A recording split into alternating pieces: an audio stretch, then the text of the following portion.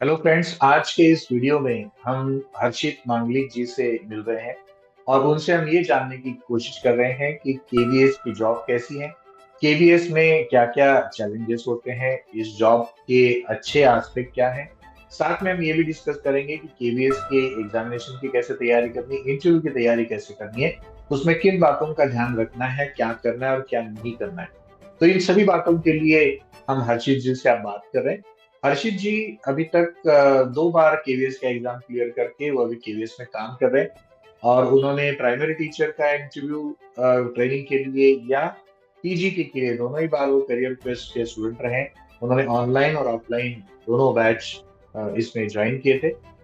आइए उनसे जानने की कोशिश करते हैं कि केवीएस एक कैसे अच्छा ऑर्गेनाइजेशन है और उसके साथ हम कैसे अच्छा एक करियर बना सकते हैं। और हर्षित जी हमारे करियर क्वेस्ट धन्यवाद के सर। स्टूडेंट और आज हमने उन्हें इनवाइट किया है ताकि हमारे जो केवीएस के कैंडिडेट हैं उन्हें वो उनके विचार, उनके गाइडेंस, उनके टिप्स वो सभी के साथ शेयर कर पाए।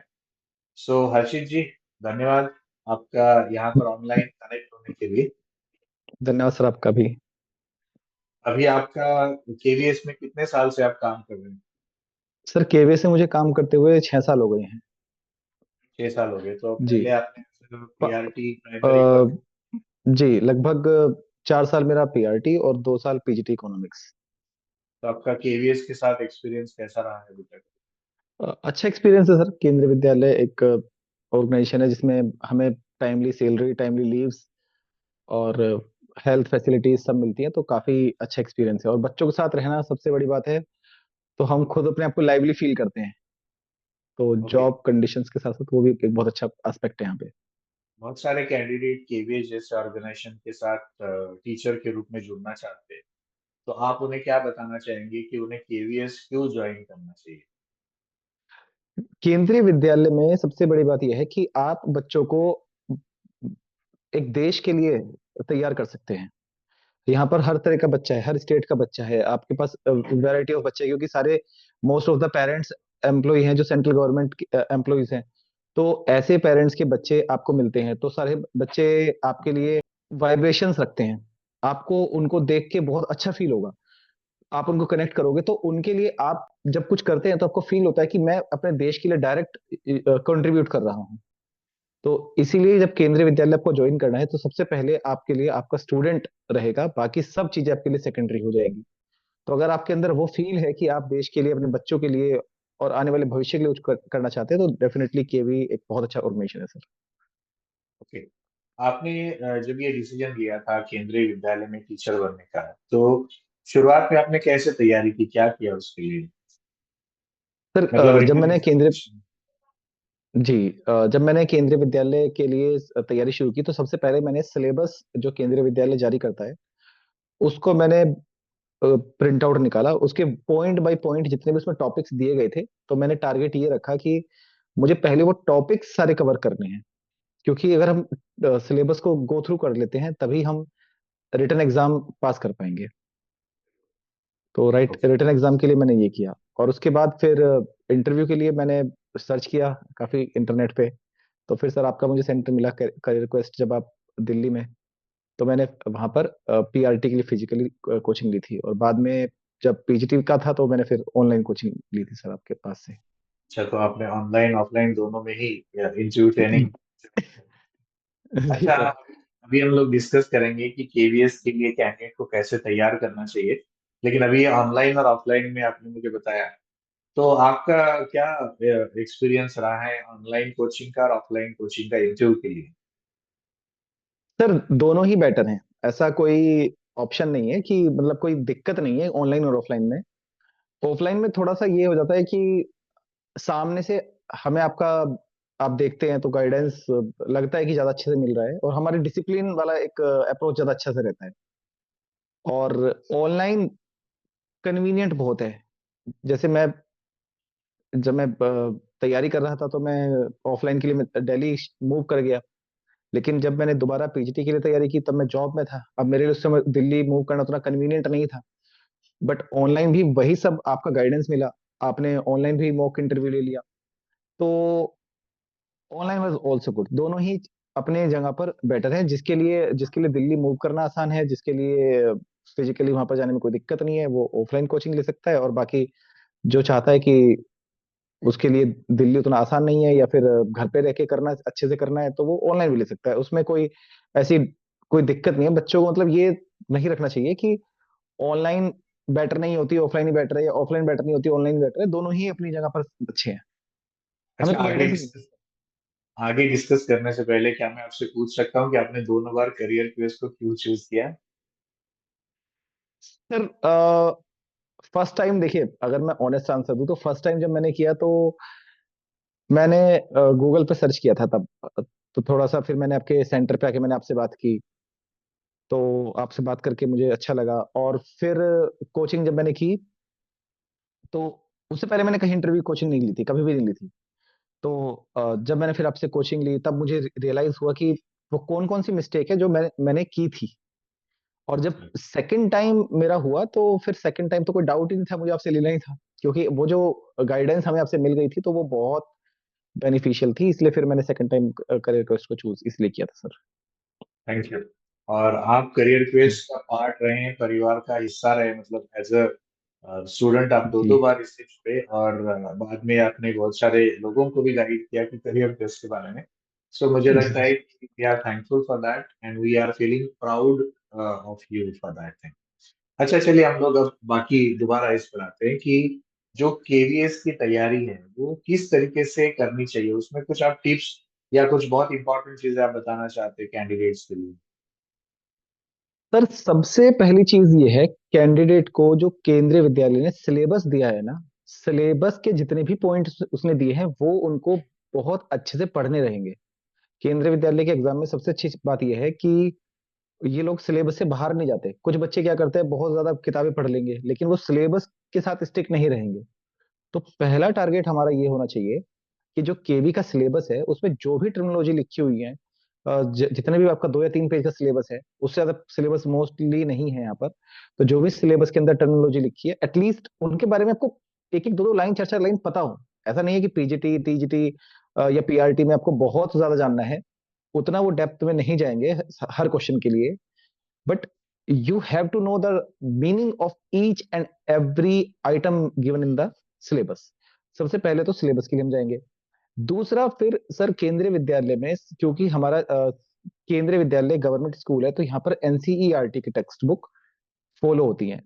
देखिए भले ही स्कूल में कोई हेल्प बुक लगा ले, वो एक अलग मैटर है, लेकिन मेन उनको ये रहता है टीचर्स के लिए कि आपको एनसीईआरटी ही पढ़ाना है। तो जब एनसीईआरटी पढ़ाना है, तो केवी जो टेस्ट करता है, वो सबसे बड़ी बात है, एनसीईआरटी से डायरेक्ट क्वेश्चन देता है। मतलब क्वेश्चन नहीं देता, वो जो टेक्स्ट लिखा होता है उसी को वो क्वेश्चन की तरह फॉर्म में देता है।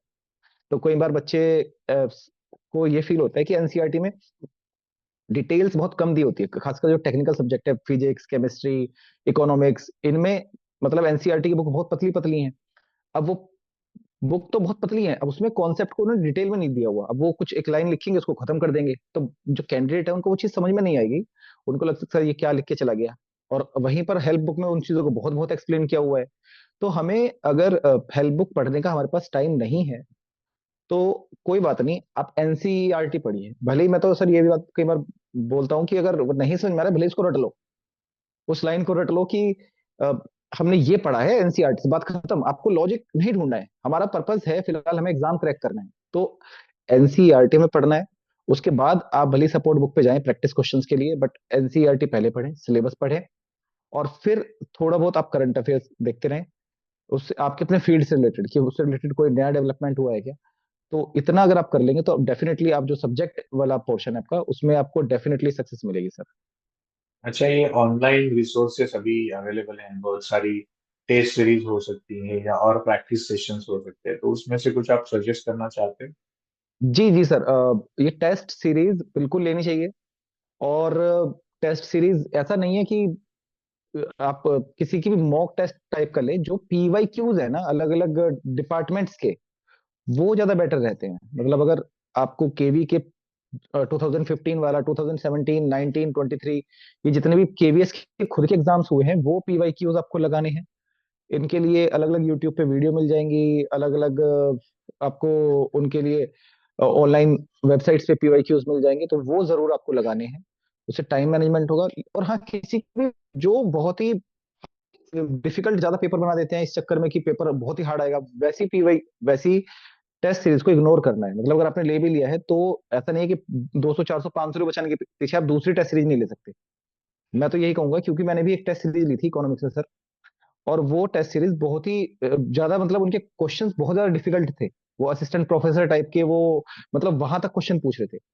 हमारा केंद्रीय और सिलेबस में वो नहीं थे वो टॉपिक, जो मतलब अपने केवीएस के नाम पर वो जो हमें कंटेंट दे रहे थे वो सिलेबस में नहीं थे। तो जब वो सिलेबस में ही नहीं है तो हमें उस पर जाना ही नहीं है। केवी सिलेबस से बाहर नहीं जाता। मतलब उनका 90 to 95% पेपर सिलेबस में ही रहता है, जो सिलेबस के टॉपिक्स हैं। तो इसलिए कोई भी कैंडिडेट इस चीज का भ्रम निकाल दे कि केवी का पेपर बहुत डिफिकल्ट आएगा, आउट ऑफ सिलेबस आ जाता है। हाँ, ये बात सही है कि जो टॉपिक सिलेबस में है उसमें वो डिफिकल्टी बहुत हाई कर सकते हैं, बट वो सिलेबस के टॉपिक से बाहर नहीं जाएंगे। अगर उन्होंने सिलेबस में गेम थ्योरी, इकोनॉमिक्स एक टॉपिक है गेम थ्योरी, अगर वो नहीं है तो वो नहीं पूछेंगे।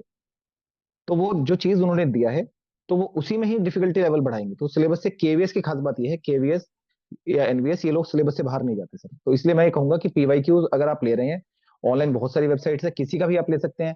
ऑफलाइन आप बुक, बहुत सारी पब्लिकेशंस की आती है, मैं किसी का नाम नहीं लूंगा, किसी का मुझे ऐड नहीं करना है। आपको पीवाईक्यू वाली बुक लेनी है, चाहे वो डी ट्रिपल एस बी से हो, चाहे वो केवीएस की पीवाईक्यू हो, वैसी एनवीएस की पीवाईक्यू हो। जो पीवाईक्यू वाली बुक होती है आप उसको लीजिए, या फिर आप प्रीवियस असिस्टेंट प्रोफेसर की भी ले लीजिए।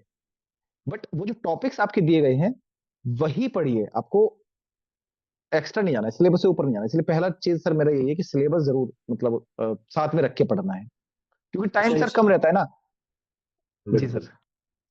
ओके, इसमें एग्जाम में जाने के बाद कुछ टेक्निक आप कुछ बताना चाहते हैं कि जब एग्जाम में हॉल में बैठे हैं उस समय क्या टेक्निक यूज करें, क्या किन चीजों का ध्यान रखें? सबसे पहला टारगेट के कैंडिडेट को सर ये रखना है कि मुझे पूरा पेपर पढ़ना है। जैसे अभी 60 क्वेश्चन ऑब्जेक्टिव आएंगे सब्जेक्ट से, और 10 क्वेश्चन डेस्क्रिप्टिव आएंगे, 4 मार्क्स ईच, तो टोटल 100 नंबर का आपका सब्जेक्ट का पेपर होना है। तो बहुत सारे कैंडिडेट सर मिस्टेक क्या करते हैं कि वो किसी क्वेश्चन में लिखने बैठ गए डेस्क्रिप्टिव में, मान के चलिए, तो बहुत लंबा लिख दे रहे हैं उसमें उसमें 1 पेज 2 पेज 3 पेज 4 पेज, उतना लिखते जा रहे हैं, लिखते जा रहे हैं, लिखते जा रहे हैं। और बाकी क्वेश्चन में वो या तो क्वेश्चन छोड़ ही देंगे, या फिर बहुत ही उसके अंदर कंटेंट कम होगा, और लास्ट में देखेंगे कि वो क्वेश्चन तो ये तो बहुत आसान था, ये हमारा छूट गया। तो ये चीज कैंडिडेट्स को मैं फिर से कह रहा हूं कि आपको ध्यान रखना है। मार्किंग एक एवरेज मार्किंग होनी है, बहुत अच्छी मार्किंग होगी, कोई इशू नहीं है। बस पहला टारगेट आपको ये रखना है, आपको राइटिंग में खासकर रिटर्न पोर्शन में हर क्वेश्चन अटेम्प्ट करना है, भले आप कुछ भी करें। नेगेटिव उस समय के लिए भूल जाइए कि नेगेटिव है, कुछ है, क्या है, नहीं। आपको उसको मानना ही नहीं है। आपको राइटिंग में जितने भी क्वेश्चन है आपके 10 के 10 क्वेश्चन वो आपको अटेम्प्ट करने हैं। और जो ऑब्जेक्टिव वाले पेपर है उसमें खासकर आपको यह है कि मुझे पूरा पेपर पढ़ना है। मैंने बहुत सारे सर कैंडिडेट ऐसे देखे हैं कि वो जब ऑब्जेक्टिव अटेम्प्ट करते हैं तो वो क्या करते हैं कि शुरू में वो लग गए, अब उसमें शुरू के क्वेश्चंस में कैलकुलेशन बहुत डिफिकल्ट है, या कंटेंट बहुत सारा है, उसको पढ़ने में उनका बहुत टाइम जा रहा है। अब वो उसके अंदर लगे पड़े हैं कि यार ये तो टॉपिक हमारा पढ़ा हुआ था। उसके अंदर ईगो नहीं लानी है पेपर में हमें, कि हमें ईगो हमारा बीच में आ गया कि ये टॉपिक मेरा पढ़ा हुआ है तो मुझे होगा ही होगा, मुझे करना ही करना है। नहीं, ईगो नहीं है। अगर वो नहीं हो रहा तो उसको छोड़ो, आगे बढ़ो, अगले पे जाओ। आपको पहला टारगेट ये है कि फर्स्ट राउंड में आपको पेपर पूरा करना है। मतलब पूरा देखना है कि मुझे पेपर पूरा टाइम अंदर, मुझे उस टाइम के अंदर अंदर मैं लास्ट क्वेश्चन तक पहुंच सकूं। उसके बाद अगर मेरे पास समय बचता है तो मैं उस क्वेश्चन, जो मेरा ईगो वाला इशू मेरा बीच में आ रहा था, तब मुझे उस पर जाना है। उससे पहले मुझे उस पर बिल्कुल भी नहीं जाना। एक क्वेश्चन सर मैं आपको बताता हूँ, मेरे पेपर में एक क्वेश्चन आया था कि इसमें ना 10 20 30 40 50 ऐसा कोई क्वेश्चन था, उसमें एवरेज निकाल के कुछ कैलकुलेशन करनी थी। और वो क्वेश्चन मैंने पेपर से पहले, नेशनल इनकम का क्वेश्चन था वो, और मैंने कई बार उसकी प्रैक्टिस की थी, बहुत बार प्रैक्टिस की थी उस टॉपिक की। अब बाई चांस एग्जाम में ऐसा हुआ कि वो पेपर की डिजिट बहुत आसान थी, बट मैं वहां पे फॉर्मूला भूल गया। अब उसमें डिजिट बहुत आसान है, 10 20 30, मतलब कैलकुलेशन बहुत ईजी है, बट मुझे फॉर्मूला ही नहीं याद है। लेकिन मुझे दिमाग में चीज क्लियर थी, अब अगर मुझे फॉर्मूला याद नहीं आ रहा है तो मुझे आगे बढ़ के अगला क्वेश्चन करना है। मुझे इसके ऊपर समय यहाँ पर खराब नहीं करना है कि मैं रुका रहूं और फॉर्मूला याद करता रहूं, सोचता रहूं, सोचता रहूं, सोचता रहूं, और मेरा टाइम निकल जाए और मेरे इजी इजी क्वेश्चन छूट जाएं। तो वो चीज नहीं करनी है। एक और पेपर समझदारी क्योंकि, दिखाई। जी, समझदारी दिखानी है। और क्योंकि पेपर ऑफलाइन है इस बार, तो एक चीज और ध्यान रखनी है कि सर्कल मार्क करते वक्त बहुत ज्यादा केयरफुल रहना है आपको। क्योंकि ऑनलाइन में आप सर्कल ए का बी और बी का सी कर सकते हैं, बट ऑफलाइन में अगर आपने एक बार बी मार्क कर दिया और आपको पता चला कि यार ये तो सी था, तो फिर वहां पर कोई पॉइंट ऑफ नो रिटर्न वाली सिचुएशन हो जाती है। क्योंकि मैंने देखा कैंडिडेट को वो पेपर में सी मार्क कर देते हैं और वहां ओएमआर में बी भर देते हैं। तो वो थोड़ा सा, मतलब उस सिचुएशन को आपको अवॉइड करना है। और एक चीज और, कि कोशिश ये करनी है कि आपके पास, आप अपना ध्यान कहीं ना भटकाएं। आप अपने पड़ोसी को इधर कहीं, मतलब आपको देखना है और कोई आपसे पूछ भी रहा है तो आप उसको इग्नोर करिए, बिल्कुल अपना ध्यान सिर्फ क्वेश्चन पे लगाइए, इधर उधर कुछ नहीं करना है। तो आप करेंगे तो डेफिनेटली सक्सेसफुल मिलेगा। मतलब पीवाईक्यू और आपका सिलेबस, पीवाईक्यू, और साथ में थोड़ा बहुत ज्यादा नहीं, अपने सब्जेक्ट से रिलेटेड करंट अफेयर्स। और लास्ट एग्जाम के टाइम पे हर क्वेश्चन को देखने वाला एटीट्यूड। क्वेश्चन हम छोड़ेंगे, हमें पेपर ना छुड़वाए सर। बस मैं तो ये मानता हूँ, हम क्वेश्चन छोड़ेंगे, पेपर हमें, मतलब ये फोर्स ना करे कि क्वेश्चन पेपर ने हमें छुड़वा दिया कि हम पहुंच ही नहीं पाए उस पर। मतलब मैंने सर खुद देखा है कि बहुत सारे बच्चे अभी रेलवे का पेपर देके आए थे। रेलवे का एक आइसोलेटेड पेपर था टीचर्स के, टीचर कैटेगरी के लिए। तो वो भी 100 मार्क्स का था। वहां पर भी मेरी कई स्टूडेंट से बात हुई, उन्होंने भी ये बात बोली कि सर हमारा तो क्वेश्चन ही छूट गया। तो वो चीज होगी सर। अच्छा, ये रेलवे के टीचर्स के लिए भी हमारे पास अभी बैच चल रहा है, जी। करियर कोर्स इंटरव्यू के लिए। ओके। हाँ। सो जी सर। अच्छा, आपने 2 बार एग्जाम केवीएस का क्लियर किया, पहले प्राइमरी के लिए किया, देन उसके बाद पीजीटी पीजी। कॉलेज। जी सर। तो आप, मुझे लगता है कि जो आप बता रहे हो कि फोकस होना चाहिए, अलर्टनेस होना चाहिए, समझदारी होनी चाहिए, तो ये चीजें हमारे कैंडिडेट के लिए जो एग्जाम दे रहे हैं उनके लिए काफी इंपॉर्टेंट है। और जी सर। आप क्या फर्क देखते हो प्राइमरी के लिए जो जा रहे हैं कैंडिडेट्स और पीजीटी के लिए जा रहे हैं? आपका दोनों का ही सक्सेस है, तो आप उनको कुछ अलग अलग बताना चाहते हो? सर अब अलग ये हो जाता है कि पीजीटी के लिए, जो बच्चा जा रहा है पीजीटी या टीजीटी के लिए, उनके लिए सबसे बड़ी चीज है सब्जेक्ट का। और खासकर जिन बच्चों ने टीजीटी भरा हुआ है और पीजीटी भरा हुआ है सेम सब्जेक्ट से, उनको तो मैं ये कहूंगा, आपको ये मानना है कि आपको पीजीटी में सिलेक्ट होना है। देखिए एक चीज समझिए बच्चों, कैंडिडेट्स, कि पीजीटी और टीजीटी के सैलरी में तो 2 4 6 हजार का फर्क होगा। बट करियर के पॉइंट ऑफ व्यू से आप बहुत पीछे हो जाते हैं। क्योंकि पहले आप टीजीटी से पीजीटी बनेंगे, फिर पीजीटी के बाद तब वाइस प्रिंसिपल, तब प्रिंसिपल बनेंगे। तो वो एक लैडर का प्रॉब्लम मतलब आपको रहेगा। इसलिए अगर आप टीजीटी हैं तो आप पीजीटी लिखिए। जब सिलेबस सेम है, कंटेंट सेम है, तो फिर ये क्यों मानना है कि हमें टीजीटी में ही जाना है? सर सिलेबस बिल्कुल सेम है। मतलब हिंदी में, इंग्लिश में, कई कई जगह पर तो सिलेबस बिल्कुल, मैथ्स में 80 90% सिलेबस सेम है। तो वो सिलेबस आपको वहीं पर जाना है। और ध्यान रखिए एक चीज, जो खासकर पीजीटी में जा रहे हैं, आपको पहले 11th और 12th का सिलेबस अच्छा करना है, एनसीईआरटी वाला। उसके बाद आप बीकॉम एमकॉम यहाँ पर आप जाएं। क्योंकि मैंने देखा है कई कैंडिडेट्स वो बीए एमए की बुक पढ़ रहे हैं और उनको 11th 12th को पढ़ाना है, वो वाली बुक उन्होंने तैयार नहीं करी है। तो पहला टारगेट आपका यही है कि वो पढ़िए। टीजीटी वालों का भी सेम, मैं आपको कहूंगा कि आप पीजीटी का सिलेबस और टीजीटी का सिलेबस साथ रख के पढ़िए। उसमें कोई ऐसा एक्स्ट्रा कोई डिफरेंस नहीं है। पीआरटी के लिए एक चीज मैं आपको और बता रहा हूँ, कि पीआरटी में क्योंकि एक जनरल पेपर होना है और आपका जो सिलेबस है वो पीआरटी की एनसीईआरटी बुक से आएगा। अभी एनसीईआरटी बुक्स सरकार ने चेंज की है काफी सारी, थर्ड फोर्थ फिफ्थ के लिए खासकर। ऐसे ही इधर सिक्स सेवन्थ एट्थ के लिए टीजीटी में चेंज किए हैं, एसएसटी की साइंस की सारी बुक्स चेंज की है। तो आपको जो भी पढ़ना है, अब आप नई बुक्स के अकॉर्डिंग पढ़ेंगे। मतलब कितने भी कैंडिडेट्स हैं जो तैयारी कर रहे हैं, वो नई बुक को बेस रख के करेंगे। अब अगर उस नई, जैसे एसएसटी की बुक में ये चेंज हुआ कि मुगल पीरियड को एक darker period of the history उन्होंने बोला है। पुरानी हिस्ट्री में तो वो मतलब वहां पर उनको ग्लोरीफाई किया गया है। अब नई बुक अगर उसको कह रही है कि that was a darker period, तो आपको अब यही कंसीडर करके चलना है। हमें कोई कंट्रोवर्सी नहीं करनी है, बट हमें जो बुक अभी एनसीईआरटी कह रही है हम उसको सही मानेंगे। हम, we are the teacher, we are not the policy maker.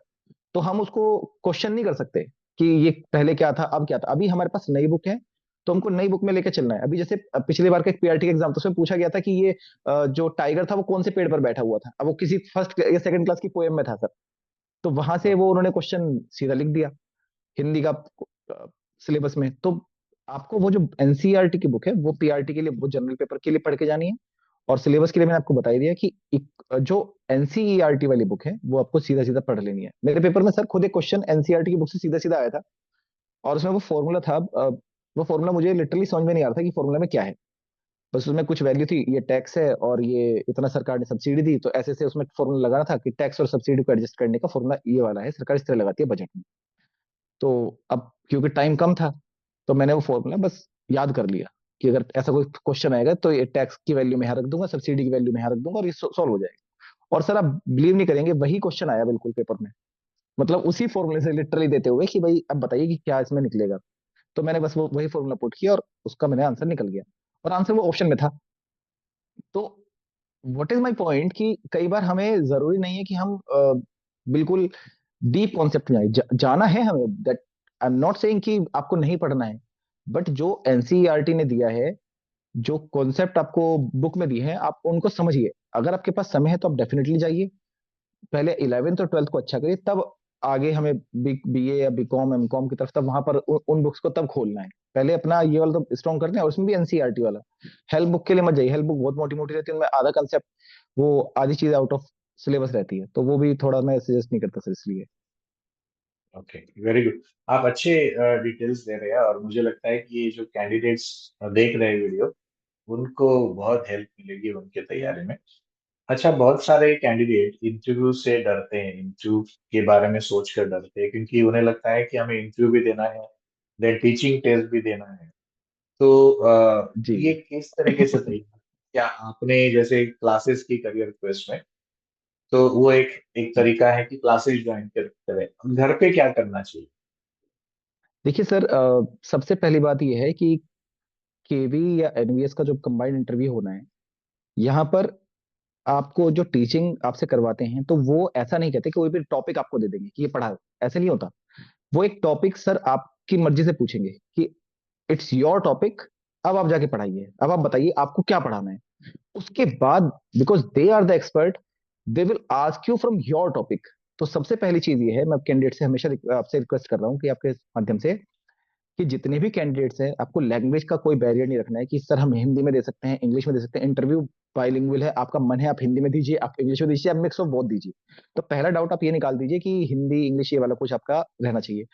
दूसरा, फिर मैं ये कहूंगा कि जब आप इंटरव्यू में जा रहे हैं, तो सर का आप गाइडेंस ले सकते हैं, तो आपकी पर्सनैलिटी काफी इसमें मैटर करेगी। पीस उस समय आपका जो नॉलेज, वो एक सर अलग एस्पेक्ट है, बट उस समय आप उस सिचुएशन को कैसे हैंडल कर रहे हैं।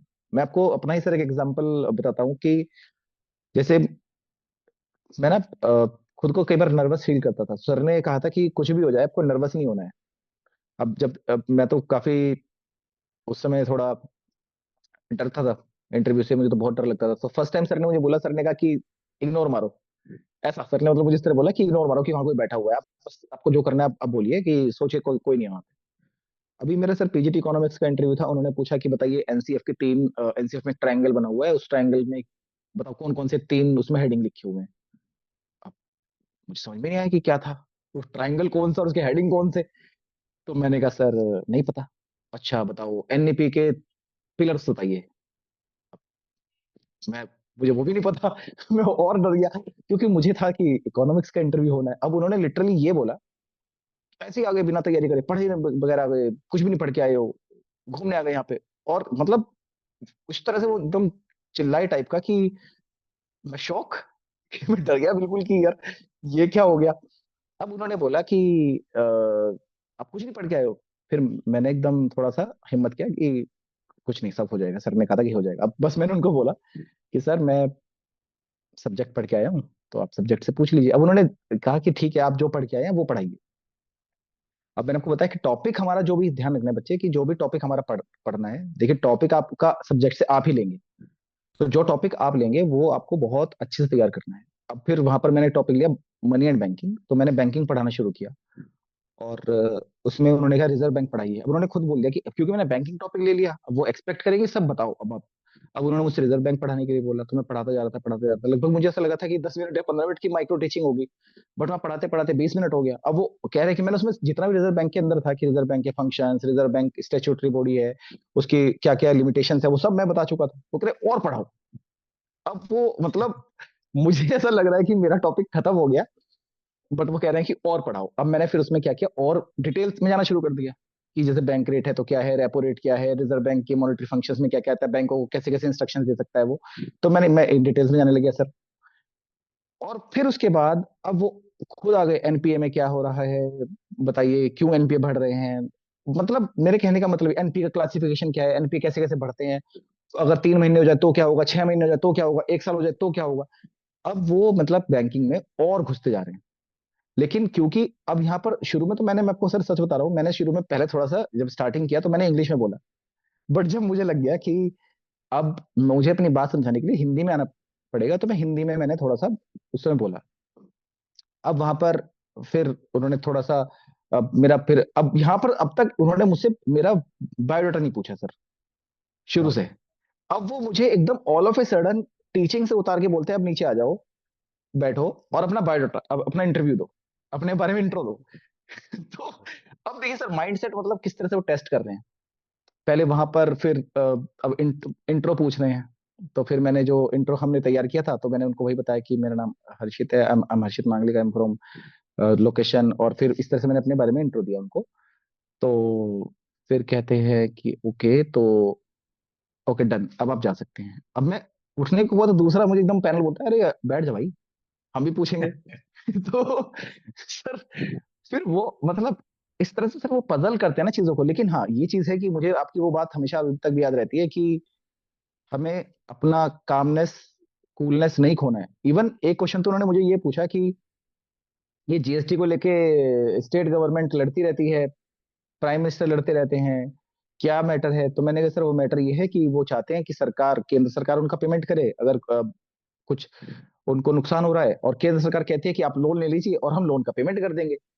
तो वो इस बात पे लड़ते हैं। तो कह रहे तुम क्यों नहीं कुछ करते। तो अब उन्होंने एकदम मुझे ऐसा बोल दिया कि तुम क्यों कुछ नहीं करते। अब मैं मतलब मेरे एकदम माइंड में यार मैं क्या करूंगा, मैं कौन हूँ। तो मैंने सर उनको बोला कि सर मैं एकदम लाइटर नोट में मैंने उनको बोला सर मैं एक टीचर हूँ, तो मैं सिचुएशन एक्सप्लेन कर सकता हूँ, बाकी तो जो करना है वो उनके लिए तो सर मिनिस्टर्स और हमारे सीएम और पीएम लोग ही मिलकर करेंगे। तो मैं तो सर सिचुएशन एक्सप्लेन कर सकता हूँ सर। उनका सर आई थिंक ये बात शायद मेरी काफी अच्छी लगी होगी, और उन्होंने मुझे 56 नंबर दिया आउट ऑफ 60। तो I think that's a good score. Yes, certainly.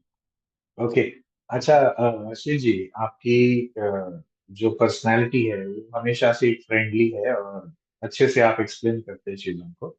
आपने हिंदी इंग्लिश के बारे में तो बता दिया कि बहुत ज्यादा ऐसे टेंशन नहीं होना चाहिए, क्योंकि बहुत सारे लोगों को हिंदी और इंग्लिश का एक कंसर्न होता है।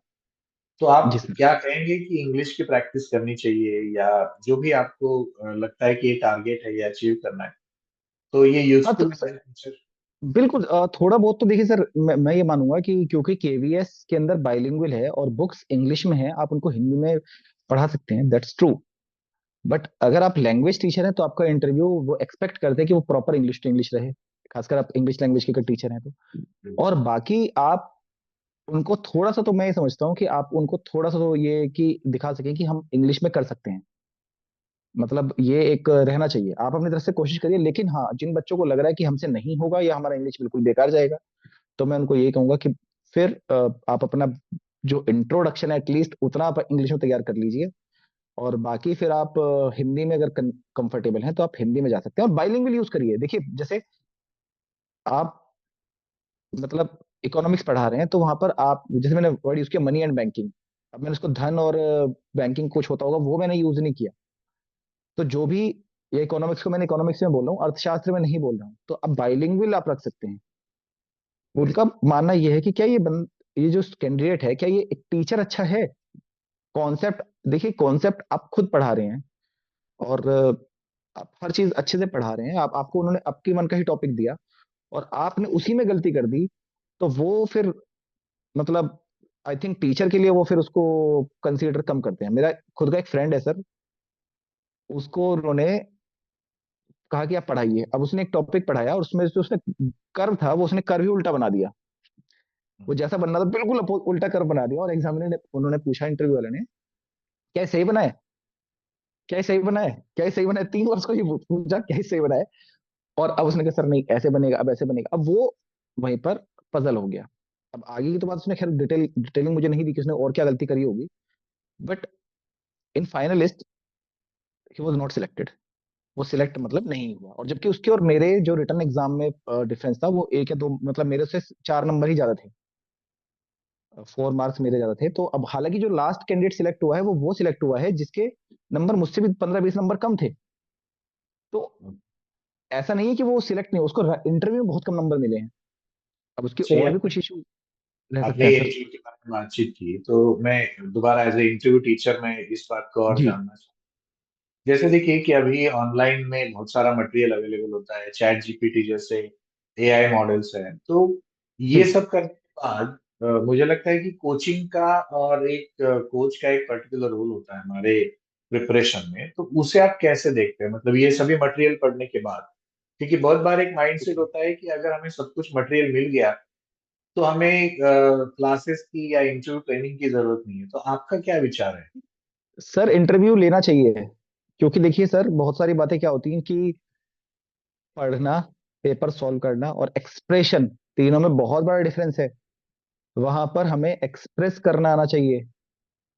तो जब तक हम कोई कोच नहीं रखेंगे, तो हमें हम क्या किस तरह से एक्सप्रेस कर रहे हैं, हम कहाँ पर गलती कर रहे हैं, हमारे बॉडी लैंग्वेज कहाँ पर जा रही है, हम किस तरह से प्रोनाउंसिएशन गलत कर रहे हैं, सामने वाले को हमारी बात सुनकर कैसा लग रहा है, वो कौन गाइड करेगा हमें? वो तो चैट जीपीटी नहीं कर सकता। ठीक है, चैट जीपीटी मेरे कॉन्सेप्ट क्लियर कर सकता है, वो वहां पर मुझे हेल्प कर सकता है। वो मुझे एक बेसिक टाइप का रिज्यूमे तैयार करके दे सकता है, एक इंटरव्यू के लिए मुझे बोलने के लिए स्क्रिप्ट टाइप की करके दे सकता है। लेकिन मैं बोलते टाइम मैं कैसा फील कर रहा हूँ, या मैं बोलते टाइम मुझे कैसा लग रहा है, या मुझे और क्या इंप्रूव करना चाहिए, वो तो वो नहीं बता सकता। और फिर मुझे किन किन चीजों को और अच्छे इंप्रूव करने की नीड है, वो तो फिर चैट जीपीटी नहीं करेगा। तो मेरे हिसाब से तो सर, ये चीज बहुत जरूरी है। मैंने खुद प्रिपरेशन के टाइम पे बहुत सारे टॉपिक्स जो मुझे नहीं आ रहे थे सिलेबस से, मैंने चैट जीपीटी की हेल्प ली है, यूट्यूब पे अलग अलग ट्यूटर्स की हेल्प ली है। बट फिर भी मैंने फाइनली जब इंटरव्यू कोचिंग ली, वो मैंने आपसे ली है, जबकि मैं एक बार ऑलरेडी ले चुका था। क्योंकि ऐसा नहीं कि या फिर मैं ये बात मान के लग जाऊं कि ये तो सब्जेक्ट का इंटरव्यू है, पीजीटी इकोनॉमिक्स का है, तो इकोनॉमिक्स का ही मुझे पढ़ना है और मेरा हो जाएगा। लेकिन subject plus personality, it's a personality test. वो टेस्ट आपका ऑलरेडी कर चुके हैं। जो नॉलेज है, नॉलेज तो आपको है, तभी तो आप इंटरव्यू तक पहुंच रहे हो।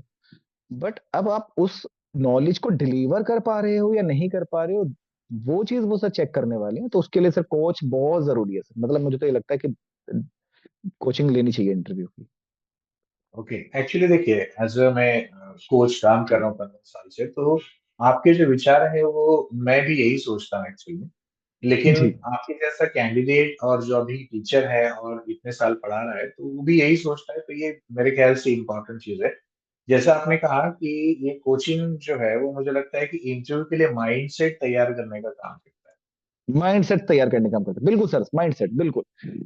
यहाँ पर सबसे बड़ा चीज सर, मैंने आपको बताया ना कि जैसे अगर मैंने कोचिंग ना ली होती, मैं आपको सच बता रहा हूँ अपने एक्सपीरियंस, तो जब एग्जामिनर ने मुझे शुरू के, मतलब लिटरली मैं घुसा हूँ सर इंटरव्यू में, और उसने मुझे एकदम ये बोल दिया कि आप जाइए बोर्ड पर, और वो मतलब कोई उसमें, मेरे हाथ में एक फाइल थी मेरे डॉक्यूमेंट्स की, और उसने वहां पर मुझसे बोर्ड पर पढ़वाया नहीं है। उसने मुझसे पूछा, बताइए एनईपी क्या हुआ है? मैं खड़ा हुआ हूँ, वो सब बैठे हुए हैं, पांचों लोग, और मैं बैठा हूँ, और मैं खड़ा हूँ, कह रहे कि एनईपी क्या होती है और ये क्या होता है, और मैं उस समय कह रहा हूँ कि नहीं पता, नहीं पता, और वो कह दे रहे हैं कि एकदम कि यहाँ पर अब कैसे आ गए, मुंह उठा के कुछ नहीं पढ़ के आए, आप ऐसे ही घूमने आ गए यहाँ पे। तो मतलब इस तरह से वो एकदम इंसल्ट कर दे, ह्यूमिलेट कर दे रहे हैं। तो वहां पर अगर मुझे आपका गाइडेंस ना होता, आपने मुझे ये ना कहा होता कि कोई बात नहीं, उनको बोलने दो, वो तो ऐसा करेंगे ही, या फिर आपने उस समय मुझे उस सिचुएशन के लिए तैयार ना किया होता, तो मैं वहां पर ब्रेक कर जाता। मेरी शक्ल हो जाती कि चलो यार, अब तो खत्म हो गया, अब चलते हैं वहां पर। तो फिर फंस वो गए, वाला, ऐसे वाला सीन नहीं हाँ होता। मर गए, वो सिचुएशन, तो वो वाला चीज नहीं हुआ ना मेरे साथ। राइट। क्योंकि वो उसके लिए माइंडसेट जो तैयार होता है, वो फिर कोचिंग में, गाइडेंस में, फिर वहां पर उसके लिए बहुत हेल्प होती है। मैं ये नहीं कहता कि बिल्कुल वही पैटर्न होगा, लेकिन आपको 60-70% आपको चीजें को आइडिया रहेगा कि हाँ यार, हमें ये ऐसा कुछ कुछ एटमोसफेयर मिलेगा। 30% तो सर मैं कहता हूँ कि नया होगा, बट 70% तो बिल्कुल आपको वो मिल जाता है सर। काफी मतलब बहुत बड़ा फर्क पड़ता है सर। अच्छा, जरा केवीएस के बारे में बात कर लेते हैं, क्योंकि मैं इंटरव्यू टीचर हूँ तो हम इंटरव्यू की बात कर रहे हैं, लेकिन थोड़ा केवीएस के कोई बारे में बात बात नहीं। कर लेते हैं कि केवीएस में जैसे कि अलग अलग जगह पोस्टिंग होती है, तो कुछ लोगों के लिए, कुछ कैंडिडेट्स के लिए होता है कि अलग अलग जगह पोस्टिंग होगी, ये उन्हें एक परेशानी लगती है। लेकिन एज ए टीचर मैं हमेशा ये क्लास में कहता हूँ कि अलग अलग जगह पर जॉब करना ये एक अपने आप में लर्निंग भी होता है। हाँ, थोड़ा सा फैमिली मैनेज करना, ये करना, इश्यूज है होते हैं, चैलेंजेस होते हैं। आप कैसे देखते हो उससे? सर देखिए, केवीएस में खासकर जो फीमेल कैंडिडेट्स हैं उनको तो मैं साफ कह देता हूँ कि भाई, आप लोगों के लिए तो फिर भी बहुत सर आसान है फीमेल्स कैंडिडेट के लिए, कि अभी केवीएस की पॉलिसी ये है कि जो ट्रांसफर पॉइंट होते हैं उसमें फीमेल को प्रायोरिटी दी जाती है। मतलब उनको ये समझ लीजिए कि कोई अगर मेल कैंडिडेट है विद 3 और 5 ईयर एक्सपीरियंस, और एक फीमेल कैंडिडेट फ्रेशर है, तो फ्रेशर भले ही वो फ्रेशर है बट उसको प्रायोरिटी केवीएस में दी जाएगी इन ट्रांसफर एंड पोस्टिंग। तो पहला तो पॉइंट, फीमेल्स अधिकतर फीमेल यहाँ पर रहती है तो उनके लिए तो ये प्लस पॉइंट है।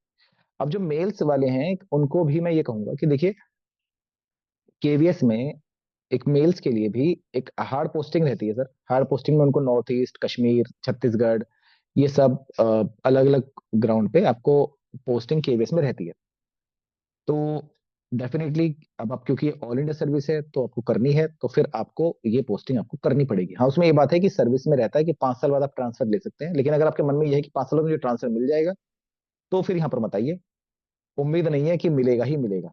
क्योंकि सर देखिए, मैं आपको फैक्ट बता रहा हूँ कि रीजन क्या होता है सर, प्रैक्टिकलिटी में। जैसे दिल्ली है सर, दिल्ली में हर कोई आना चाहता है, भले वो मुजफ्फरनगर का हो, मेरठ का हो, हरियाणा का हो, गुड़गांव, कहीं भी है।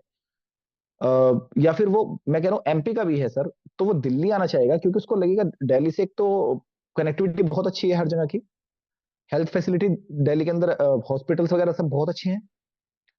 अब तो वो दिल्ली आना चाहेंगे, तो अब दिल्ली में फिर कौन आएगा? दिल्ली में वही आएगा ना जिसके पास पॉइंट्स ज्यादा होंगे। अब पॉइंट्स किस, केवीएस में ट्रांसफर 90%, 95% ऑनेस्टी से होते हैं। होते तो सारे ही, मतलब ये लोग लिस्ट जारी करते हैं कि हमने इस पॉइंट पे आपको नंबर दिया है, आपके इतने पॉइंट थे, दूसरे वाले के इतने पॉइंट थे, तो वो वाला पॉइंट रहता है, तो ट्रांसफर वैसे रहता है। बट माइंड मेकअप करके रहिए कि पॉलिसी क्या रहती है क्या नहीं रहती है। तो फिलहाल, क्योंकि ऑल इंडिया सर्विसेज सबको अकोमोडेट करने वाला पॉसिबल नहीं होता, तो आपको डेफिनेटली ये चीज रहेगी। और दूसरा, हाँ, जिनको हार्ड पोस्टिंग मिल जाती है शुरू में, तो वो लोग अपना पोस्टिंग, अपना ट्रांसफर 3-4 साल बाद वो ले सकते हैं। ओके। अच्छा, अगर मैं करंट रेफरेंस जी की सर। बात करूं तो दिल्ली में इतना पोल्यूशन, ट्रैफिक जैम और इतनी सारी इश्यूज है। बहुत सारे लोग अलग अलग जगह पर रिमोट एरियाज में जाके रहना पसंद नहीं करते। अगर आप मेरी नजर से देखो तो केवीए जैसी जॉब बहुत अच्छी जॉब है, क्योंकि वहां पर कैंडिडेट को बहुत अच्छे अच्छे जगह रहने का मौका मिलता है। और वहाँ का एनवायरनमेंट एक बहुत ही क्या कहेंगे कि अच्छा हेल्दी रहता है। पॉजिटिव हो सकता है ना? नहीं सर, ऐसा ऐसा मैं आपको एक चीज बताता हूँ, केवीएस भी बिल्कुल ऐसा नहीं है कि हार्ड एंड फास्ट कोई बहुत बुरा ऑर्गेनाइजेशन है। In case if you have certain, if you have any genuine problem, तो दे कंसीडर। मतलब अगर आपके साथ सच में कोई ऐसा प्रॉब्लम है जो आपको लगता है कि हाँ, मुझे ये कोई जेन्युइन कंसीडरेशन है, तो वो डेफिनेटली उस चीज को कंसीडर करता है। जैसे आपका स्पाउस केस हो सकता है, आपका कोई स्पाउस गवर्नमेंट सेक्टर में है, वो वर्क कर रहा है, और आप उनकी पोस्टिंग मान के चलिए स्टेट गवर्नमेंट है, वो तो ट्रांसफर नहीं ले सकते, तो केवी आपको कंसीडर करेगा कि हाँ, अब मुझे आपको हम उधर। आशीष जी, मुझे क्या लगता है कि जिसको सच में टीचर बनना है उसके लिए केवीएस बहुत अच्छा ऑर्गेनाइजेशन। सर केवीएस बहुत, है। ये हाँ, ये आपने बहुत अच्छी बात कही है। ये मतलब फैक्ट है, जिसको टीचर बनना है, सच में टीचिंग वाला पैशन है, उनके लिए केवीएस या एनवीएस ये सच में मतलब बढ़िया है। क्योंकि यहाँ पर बेनिफिट ये रहता है कि आपको टीचिंग के लिए प्रेशर दिया जाता है। मतलब मैं केवीएस के लिए खास बात ये मानता हूँ यहाँ पर, अच्छा चीज ये है कि आपको प्रेशर जो दिया जा रहा है वो टीचिंग के लिए दिया जा रहा है। आपको एडिशनल कहीं पर ड्यूटी के लिए एलोकेट नहीं किया था। मतलब जैसे हम कई कई जगह पर देखते हैं कि उनको अलग अलग फील्ड ड्यूटीज। बना देते हैं, अलग अलग ड्यूटीज दी जाती हैं, तो वो ऐसा कोई एक्स्ट्रा ड्यूटीज आपको नहीं दी जाएंगी। आपके पास मतलब एक्स्ट्रा वर्क जो रहेगा वो टीचिंग से रिलेटेड ही रहेगी, कि टीचिंग में आप रिजल्ट दीजिए। आपके हर बच्चा पास होना चाहिए, आपके हर बच्चे का इतना मिनिमम पार होना, स्कोर होना चाहिए। तो वो एक बार जो सेट करते हैं वो टीचिंग के लिए बार सेट करते हैं। और सबसे बड़ा जब केवी ब्रांड क्यों है, क्योंकि टीचर्स ने तो उसको बनाया सर, इसलिए तो वो केवी एज ए ब्रांडिंग, उसकी ब्रांडिंग चल रही है तो मेरे नजर में जब कोई टीचर केवीएस को ज्वाइन करता है तो सर। उसका अपना एज ए टीचर डेवलपमेंट होता रहता है। नई नई अपॉर्चुनिटीज उसको मिलती है, लॉन्ग टर्म में एक अच्छा करियर भी है इसका। बिल्कुल सर, बहुत अच्छा करियर है। और सबसे बड़ी सर, केवीएस हमें अपार्ट फ्रॉम सैलरी कई सारी चीजें दे रहा है सर। जैसे सेंट्रल गवर्नमेंट के हर एम्प्लॉय को शुरू के 8 साल तक एलटीसी मिलती है, लीव ट्रेवल कंसेशन। मतलब आप इसमें छुट्टियों में कहीं भी घूमने जा सकते हैं। होम टाउन, जैसे अगर आपका होम टाउन से बाहर पोस्टिंग है, तो आप होम टाउन जाने के लिए 1 साल में एक बार पैसा ले सकते हैं। आप उसको बदल के अंडमान निकोबार, जम्मू कश्मीर, यहाँ जाना चाहे तो यहाँ जा सकते हैं। हर 4th ईयर में आप ऑल इंडिया कहीं भी जा सकते हैं, आपको फ्लाइट तक का पैसा रिम्बर्स केवीएस कर देता है। तो इतना सब कुछ कर रहा है सर। उसके बाद फिर मेडिकल फैसिलिटीज भी केवीएस की है। तो वो भी मतलब आज की डेट में जैसे मेडिकल फैसिलिटीज मिल जाती है, वही रिम्बर्स हो जाता है, तो वो भी एक बहुत बड़ा सर, मैं तो सच में मानता हूँ कि ये भी एक बहुत बड़ी बात है सर, क्योंकि मेडिकल में इतना आज की डेट में बिल इतना लग जाता है, तो वो भी अगर रिम्बर्समेंट हो रहा है तो वो भी एक अच्छा ऑर्गेनाइजेशन में रहता है सर, तो वो भी मैं तो। रिस्पेक्टेबल रिस्पेक्टेबल जॉब है, और अगर जिसको टीचिंग का काम करना है उसके लिए सेटिस्फैक्शन भी। जी सर बिल्कुल। ओके और सो, हाँ जी। जी, और मैं कह रहा हूँ कि सर सबसे बड़ी बात है यहाँ पर कि यहाँ पर एक मतलब टाइम बाउंड जॉब है, तो मैं तो उसको अच्छा ही मानता हूँ कि आप अपनी फैमिली को बहुत बड़ा टाइम दे सकते हैं, सबसे बड़ी बात ये चीज है। और केवीएस में जो खासकर कैंडिडेट्स नए नए आ रहे हैं बच्चे, उनके लिए मैं एक चीज और बताता हूँ, एक बेनिफिट खासकर कि अ, यहाँ पर एक बेनिफिट ये है कि आप अपने बच्चों को एडमिशन दिला के आप भी जहाँ जाएंगे बच्चों को साथ लेके जाओ, तो वो भी जी। एक मतलब प्लस पॉइंट से रहता है। देखिए क्योंकि कई वर्किंग मदर रहती हैं सर, उनके लिए बड़ा ये रहता है इशू कि हम अपने बच्चों को कहाँ छोड़ेंगे। अब हमारे स्कूल में तो मैं सर देखता हूँ कि हमारे साथ जो फीमेल्स काम कर रही हैं, उनको सर एक तो सबसे बड़ी बात है 2 साल की पेड लीव केवीएस देता है। देखिए 2 years paid child care leave, मतलब ये भी आप समझिए सर, 25 या 30 इयर्स की सर्विस में किसी एम्प्लॉय को 2 इयर्स की फुल पेड लीव्स मिल रही हैं, साथ में 6 6 मंथ्स की 2 बार मैटरनिटी लीव मिल जा रही है, और उसके बाद भी आप बच्चों को लाना चाहते हैं तो वो भी आप ला सकते हैं, अपने मतलब हेल्प वेल्प को लाना चाहें वो भी ला सकते हैं। 15 15 मिनट्स का ब्रेक भी आपको मिल जाता है उसके बाद। और साथ में और एक टाइमिंग वाली जॉब है, आपको एक फिक्स टाइम है, आपको ये नहीं है कि उस टाइम के बाद आपसे कोई पूछ रहा है कि अब आप यहाँ आइए और यहाँ ड्यूटी करिए, वो कोई कोई इशू नहीं है, मतलब छुट्टी हुई और वर्क अच्छी। Life balance, work life work life balance. Balance वो भी बहुत अच्छा है सर केवीएस में। ओके सो हर्षित जी, आपके साथ बात करना हमेशा से अच्छा लगता है। अभी तो हम लोग ऑनलाइन बात कर रहे हैं, जब आप जी सर। पर्सनली भी मिलते हैं तब भी अच्छा लगता है। सो थैंक यू, आपने समय निकाला और अभी अरे बातचीत नहीं की। सर। हम आपको दोबारा भी आने वाले समय में बुलाएंगे, तो मैं सभी कैंडिडेट्स के ये करूंगा कि ये जो करियर क्वेस्ट का यूट्यूब चैनल है वो सब्सक्राइब करिए, ताकि हम लोग आने वाले दिनों में भी इस टाइप की वीडियो आपके लिए हम ला सके। सो थैंक यू हर्षित जी, और थैंक्स लॉट सर। जल्दी। जी सर ठीक है sir, thank you sir, thanks lot sir, नमस्कार।